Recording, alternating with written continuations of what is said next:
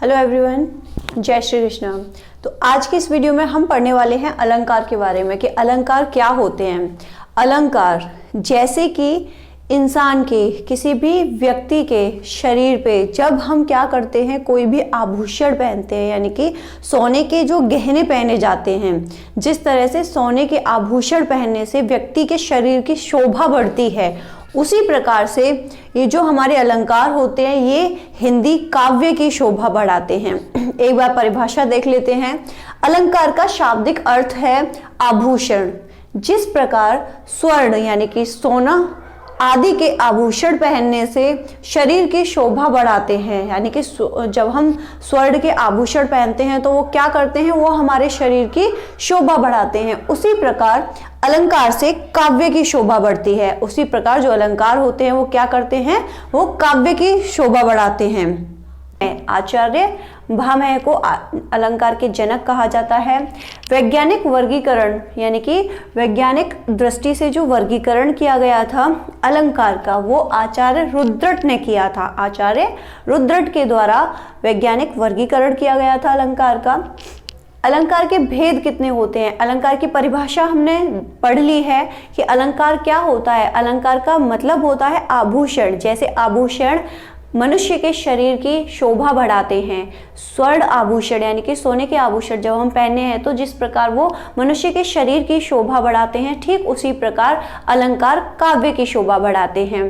तो अलंकार के जो भेद हैं, अलंकार के मुख्यतः 3 भेद होते हैं: शब्दालंकार, अर्थालंकार और उभय अलंकार।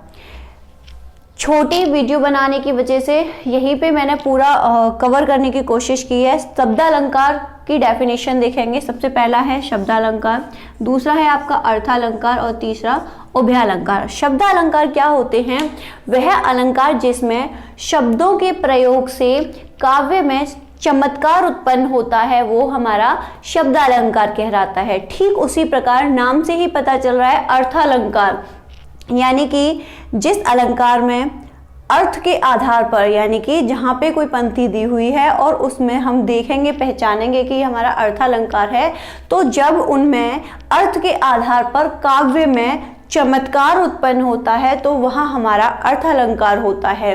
और उभय अलंकार, उभय पता चल रहा है कि जिसमें 2 चीज़ों का गुण हो, यानी कि शब्द और अर्थ दोनों चीज़ों का गुण जहाँ होता है, तो जहाँ शब्द और अर्थ दोनों के आधार पर काव्य में चमत्कार उत्पन्न होता है या चमत्कार उत्पन्न हो रहा हो, वहाँ उभय अलंकार होता है। वैसे मुख्यतः जो भेद माने जाते हैं अलंकार के, वो 2 ही माने जाते हैं, शब्दालंकार और अर्थालंकार के बारे में ही हम ज़्यादातर पढ़ते हैं। उभय अलंकार इतना इम्पोर्टेंट नहीं है एग्जाम्स की दृष्टि से। उभय अलंकार में से ऐसा कोई क्वेश्चन नहीं पूछा जाता, पर फिर भी हमें नॉलेज होनी चाहिए, क्योंकि अभी जो एग्जाम्स आ रहे हैं उनमें ऐसा देखा जा रहा है कि काफ़ी डीप पूछा जाने लगा है चीज़ों के बारे में। यहाँ तक कि शब्दालंकार के जो भेद हैं उनके भेद के अंदर भी, जैसे कि शब्दालंकार के आपके मुख्यतः 5 भेद होते हैं: अनुप्रास, यमक, श्लेष, इस तरह से उसमें आपका वीप्सा आ जाता है।